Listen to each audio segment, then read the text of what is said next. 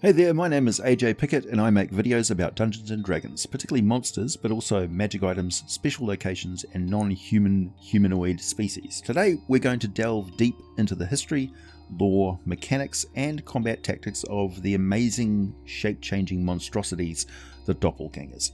Joining me today is another D&D historian and keeper of the lore. It's Josiah from the Dungeon Dad channel here on YouTube. Doppelgangers are a race of artificially engineered creatures. This is why they have the monstrosity type. They're not evolved from the natural world.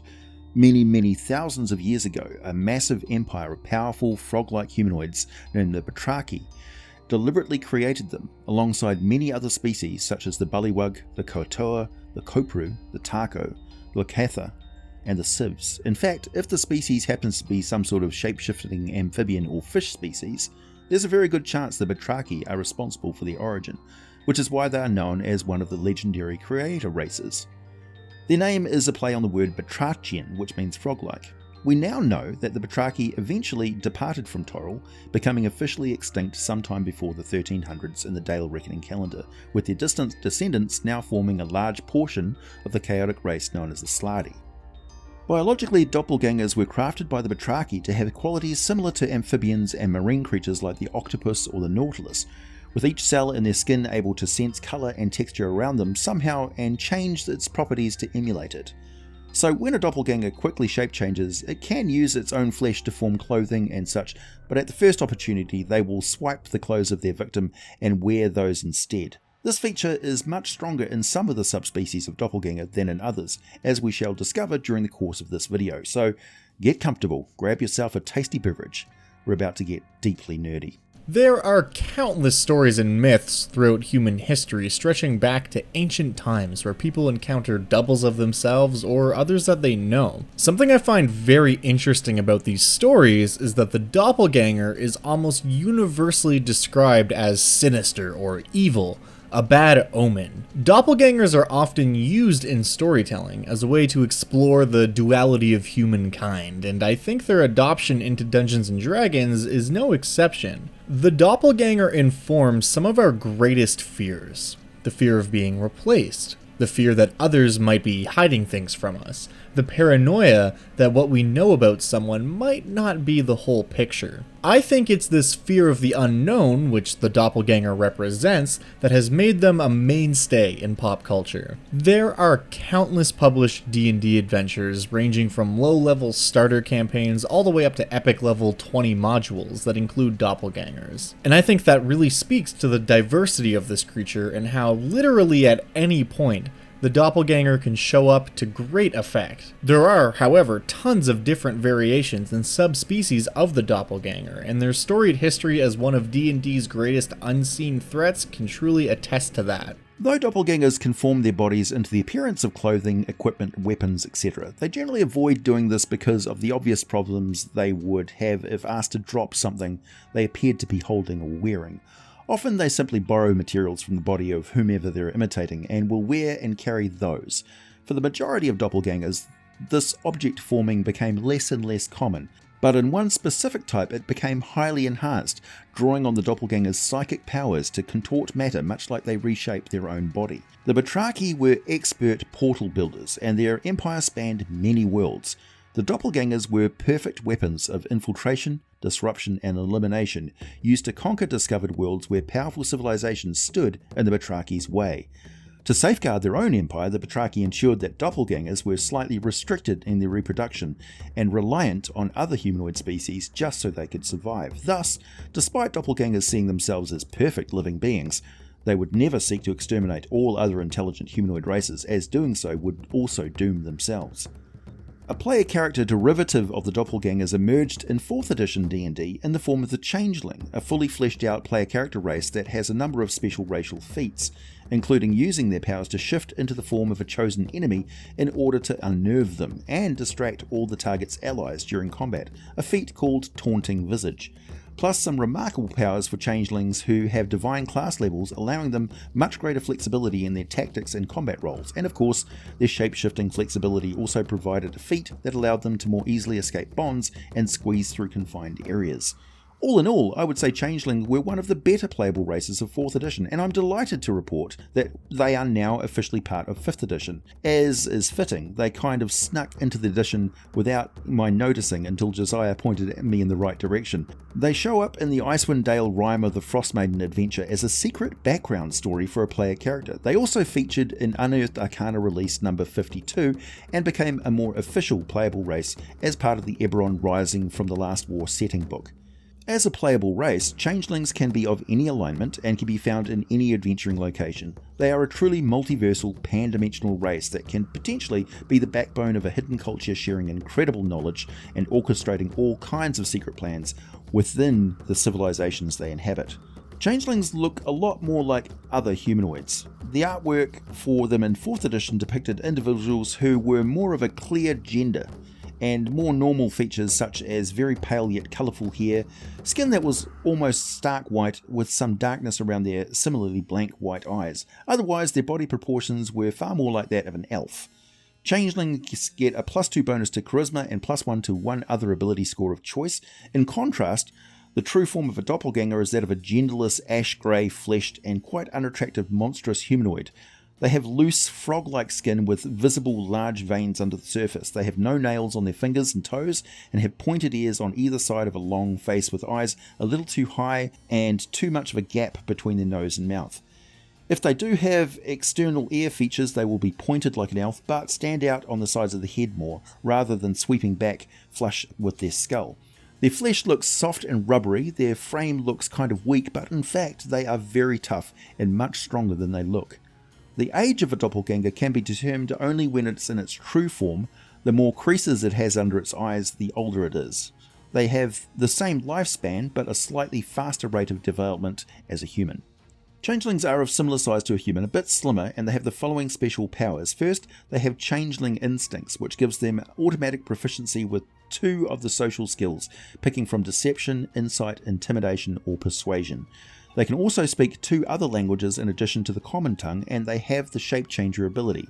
As an action, the changeling can change their appearance and their voice. The player can determine the specifics of the changes, including coloration, hair length, and sex. They can also adjust their height and weight, but not so much that their size changes, which is quite a limitation as it restricts them to medium-sized humanoids. The changeling can appear as a member of another race, though none of their game statistics change.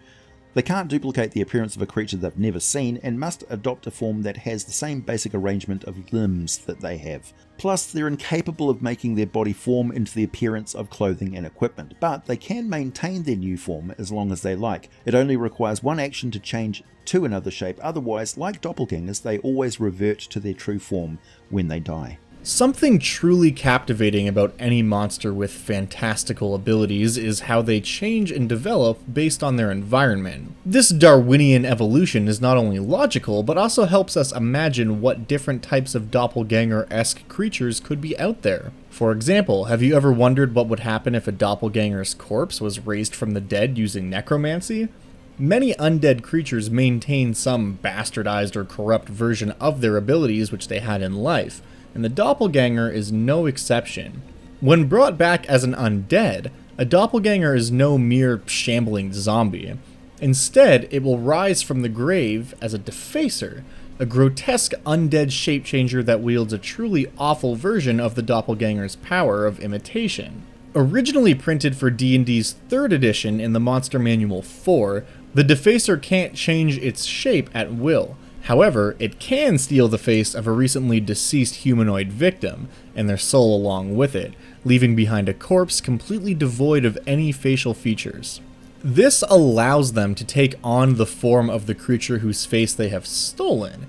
This will quench their hunger for identity since the defacer can't create any identity of its own, and stealing one is the only choice it has. Unfortunately for the defacer, this change of appearance is not permanent, and after about a week, their ability to maintain the stolen form will fade, dooming them to repeat this cycle of killing and soul stealing to feed a never-ending quest for identity. Defacers are nasty, and have a whole slew of messed up abilities that have made my players recoil on more than one occasion.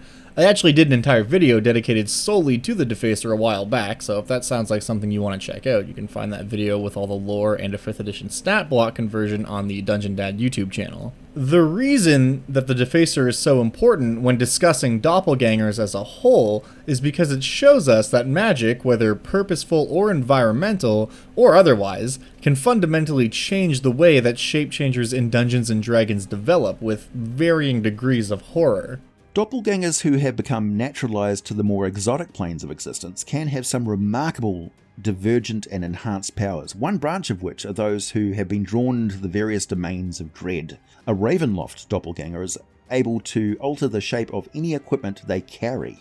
However, this ability functions only between items of similar function and material. For example, a doppelganger can change a sword into an axe, or clothing into leather armor, or a filthy collection of ragged clothing into an elegant evening gown, but they can't change cloth and clothing into metals and a suit of plate mail. These altered items function perfectly normally, but their new form is maintained by the will of the doppelganger, so if a Ravenloft doppelganger's clothing or equipment is separated from the creature by a distance of 5 feet or more, the objects revert to their true form. It is impossible to have any idea of just how many doppelgangers and changelings there are, but we do know that doppelgangers do form the backbone of shapeshifter culture within humanoid centers of civilization. Despite the more powerful and intelligent dragons being well known for taking on humanoid forms, they concern themselves mainly with their own agendas, and the doppelgangers are the true culprits behind the scenes pulling the strings. Doppelgangers don't automatically work together for their own mutual benefit. There are plenty of conflicts going on at all times, and their culture can often be described as a bunch of hedonistic narcissists who only work together to further their own amusements and ensure their own safety. But collectively, they actively manage to further strengthen their race as a whole. Despite that, their most common form of society is well detailed in the description of the Ravenloft doppelgangers. Much like the other humanoids they prey upon, the doppelgangers rarely work alone. Each doppelganger belongs to a small, tightly knit clan of 3 to 12 members and no children. Clan members work together to murder a victim and set up one of their kin in that person's place. Once one doppelganger has insinuated itself into a new life, it can work from the inside to help its clan members claim other victims. Usually, doppelgangers work from the bottom up. It's difficult to replace a wealthy noble without inside help. First, the doppelgangers replace a guard or servant in the noble's home. From there, they take over a high-ranking servant such as a captain of the guard or the head butler. With the captain or butler replaced, they aim for a family member. When several doppelgangers are established inside the noble's estate, it's relatively easy to replace the noble himself.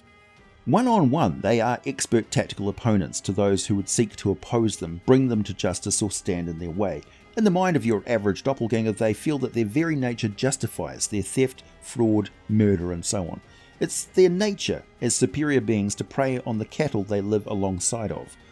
Although they have an extreme sense of empathy and can literally feel the emotions of humanoids around them thanks to their extrasensory perception, they feel detached from these emotions, hardened to them over a lifetime of being constantly subjected to everyone else's emotions and surface thoughts around them.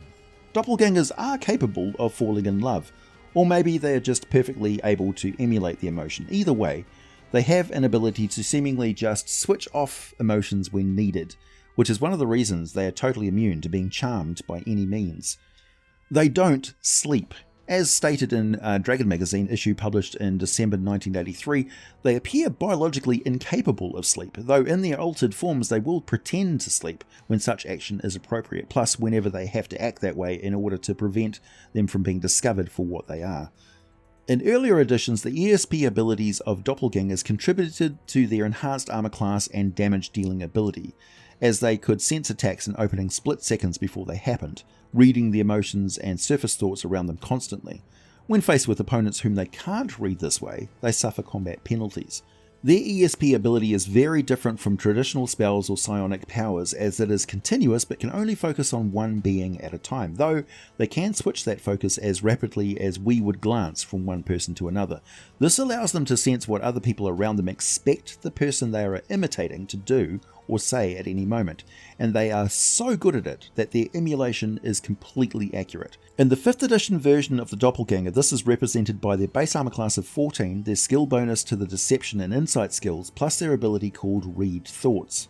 They need to be within 60 feet of the creature before they can attempt thought reading, and while they can do this through some barriers, it has the same limitations as telepathy, so a thin layer of lead, a couple of inches of metal, or a few feet of stone or wood will block it.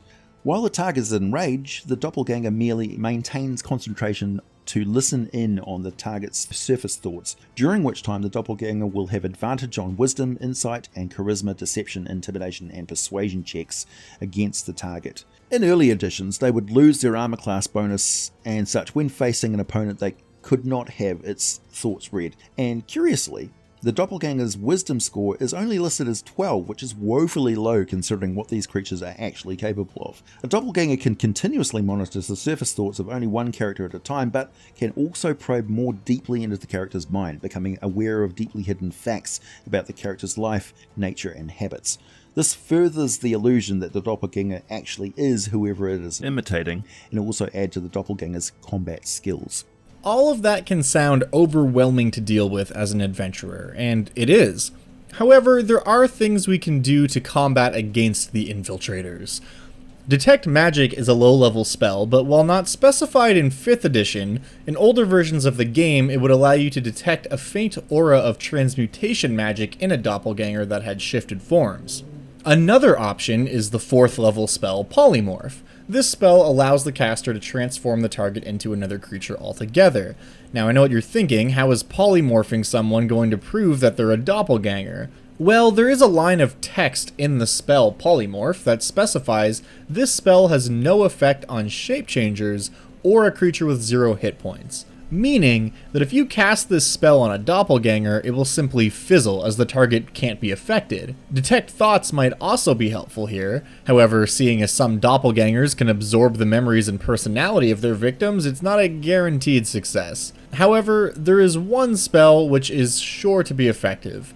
The 2nd level druid spell, Moonbeam. Moonbeam causes a decent amount of damage in a 5-foot radius, but it also forces all shapechangers to roll a saving throw at disadvantage. If they fail, they are forced back into their true form. While the doppelganger still might make it save, this is the most reliable tool that we have in the base rules at a reasonable level of power to reveal a doppelganger as a doppelganger. Something you may want to consider as a DM if you're going to run a doppelganger-centric campaign is giving your players some way to semi-reliably detect them with a bit of work. Perhaps you institute some type of ruling that they're vulnerable to cold iron or silver. It's not like the players can just go around hucking silver coins at people, but perhaps by wearing a ring of silver and shaking hands with their suspect, some type of reaction will occur, tipping the players off. That might seem all too easy, but remember, doppelgangers are highly intelligent schemers.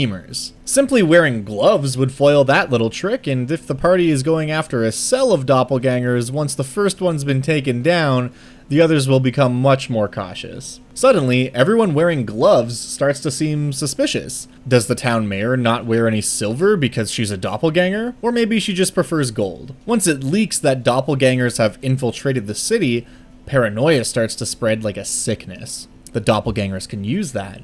They might use their deep-rooted connections to incite violence and witch hunts. Before long, the party might even be suspect. After all, these strange happenings didn't start until they arrived in town. The paranoia and fear society propagates when something is revealed as not right is exactly the kind of thing a doppelganger cell might use to their advantage. If the party is aware of this, even better. Suddenly, their quest to cut out the doppelganger faction in town just became much more secretive, and the doppelgangers always have the advantage. They know who's after them. The party, on the other hand, has no idea. Their enemy could be anyone and everyone, from the children playing in the puddles by the roadside to the king himself. By their nature, doppelgangers are sneaky and insidious creatures. They will almost always choose to flee, letting those they command, often through a stolen identity, do the fighting for them. A doppelganger's true power does not come from its statistics, but from the social power that they wield. They hold a person's identity hostage, making it impossible for anyone to openly act against them, lest that person be implicated as a murderer. When forced into a corner, their only option is to physically fight back, often using whatever weapons and equipment they have available to them, and then attempt to get away. If the doppelganger is in a city or someplace where there are people around, it will always cry out for help, hoping to use the situation as a chance to make themselves appear as the victim. When all else fails and death is certain, the doppelganger is unlikely to simply accept their fate. Their instinct to survive means that they will likely propose some sort of deal, even if it means turning on their own kind or abandoning previous schemes. Whether they uphold their end of the bargain or not, that's a whole other story. Regardless of what they do, one thing can be assured: the doppelganger is always going to be looking out for number one. Although they are rumoured to eat victims, this is not true. They are omnivores just like most other humanoid species. The man-eating reputation probably comes from their ability to eat the brain tissue of their victims in order to absorb all of their memory and their personality traits. I imagine that living brain tissue consumption is not just a purely practical activity, given what a trippy experience this would be. Perhaps it also serves as a form of narcotic among doppelganger clans. I don't know if this also applies to doppelganger brain tissue, but it would make a very interesting twist if a defeated doppelganger foe seems to reappear with vengeance on its mind, when in fact it's not that original foe, rather another doppelganger who ate that brain and absorbed all their memories. This is also a fantastic feature to give to a playable changeling or doppelganger character.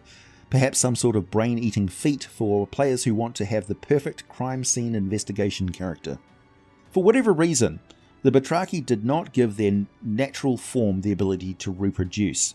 They are in fact completely asexual. However, when they do breed, the doppelganger genes are always completely dominant. There may be versions and subraces that are called half doppelgangers, which is what a lot of people think the changelings are, but that's not actually the case.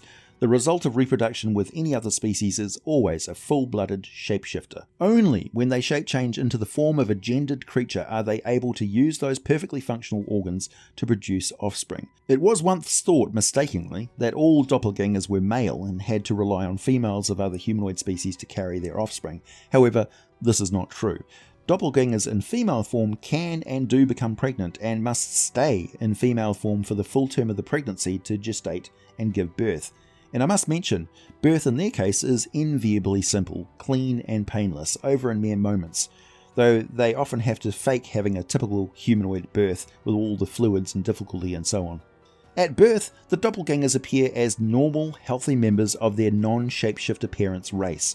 Even if both parents were doppelgangers, they will appear as whatever race they chose to shapeshift into in order to mate in the first place. The child will grow at the same rate as a human, and all doppelgangers live about as long as humans do. However, when they reach the first physical and mental changes associated with adolescence, even if they had no idea they were a doppelganger, they will one day feel a complete awakening of their body and mind's true amazing abilities and have a full understanding of what they are.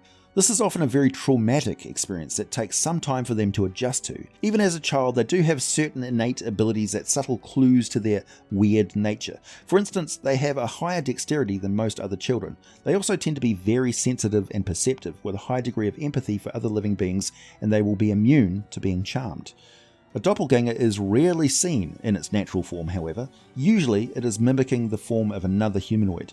When a doppelganger dies, it reverts to its true form. Sometimes, particularly if the doppelganger takes a long time to expire, it first shifts through one or two of the other forms it has mimicked recently before reverting at last to its true form.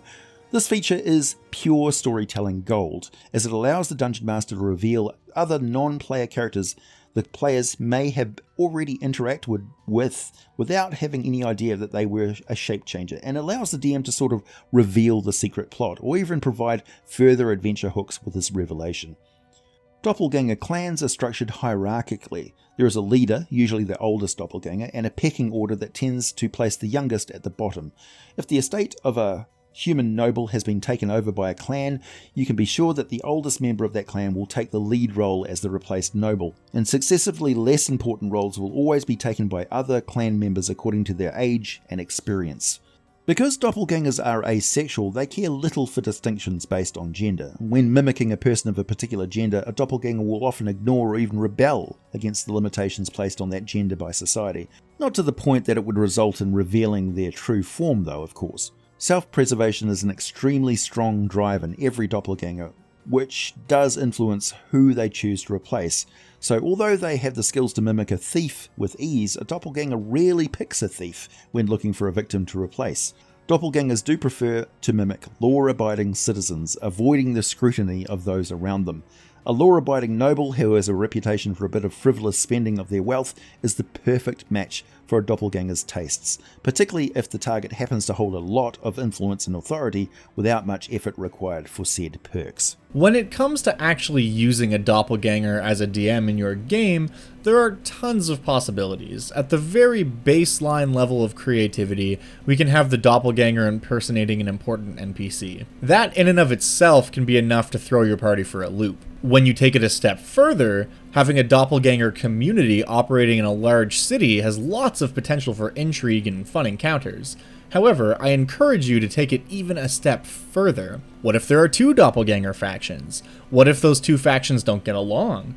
Perhaps there's a sort of secretive gang war happening in the city where two shape-changer factions are each vying for dominance. Does the party side with one of them? Do they go after both? If they try to take everyone down, do they risk unifying the opposing sides against them? Perhaps one faction isn't even comprised of doppelgangers and is made up of evil death slad, which are seeking to undermine and bring about the total destruction of the city. The doppelganger faction would likely be opposed to such a thing, since they rely on the city and the society it houses to act as both their shield and means of living. How would the party react to that development? I mean, sure, doppelgangers are evil, but the slad are even worse. Also, the existence of slad implies that there is someone controlling them in a lot of cases. Is the person who summoned the slad in the city? Who, if anyone, are they working for? Perhaps the one controlling the slad is actually a lower-ranking member of the doppelganger cell seeking to seize power for themselves. Perhaps they're only doing so under duress from another party. What happens if the public finds out and the government starts to take action? Is the government controlled by one of the factions? What is going on? You should consider how other shapechangers treat doppelgangers in your world. Do they hate them for their extensive abilities? Do they revere them because of their mastery of deception? Do they cooperate? Do they try to destroy them? If a situation ever should arise that multiple species of shapechangers are all working together with a group of doppelgangers at the helm, that is truly a dangerous prospect for anyone they see fit to replace. Even more so for those who are simply in their way. Your players might receive a letter from an old friend asking for their help, only to show up and have the contact explain that the problem has since been solved and they're free to move along. Do they take that at face value and walk away, never knowing how close they were to uncovering something horrific? Or do they stay and dig a bit deeper? If they do the latter, they might not like what they find. Running a doppelganger-focused campaign is like making a fine layer cake. On the surface, it might seem relatively simple, but the more your players cut into what's going on, the more complex it gets. This allows you as the DM to take things as far as you want to go. There is nothing wrong with keeping it simple and having a lone doppelganger replace an important figure in society, leaving it at that, but if you want to, you can create a situation in which by the time your players realize they're in over their head, it's already way too late. Thanks for joining us in this exploration of one of the game's more mysterious races. To celebrate just how sneaky they are, Dungeon Dad and I have done something very devious with this video. There are actually two very similar versions of it, one on my channel and one on his. If you watch both very closely, you'll be able maybe to detect certain differences we have built into them. If you happen to spot all the differences, you will win a very sweet prize. Thank you for joining us. If you like this video, don't forget to share it with your friends and give them a chance at the prize as well. After all, surely humans always work together and share the spoils of their efforts, right? We're better than doppelgangers, are we not? Thanks, Josiah. Always a pleasure.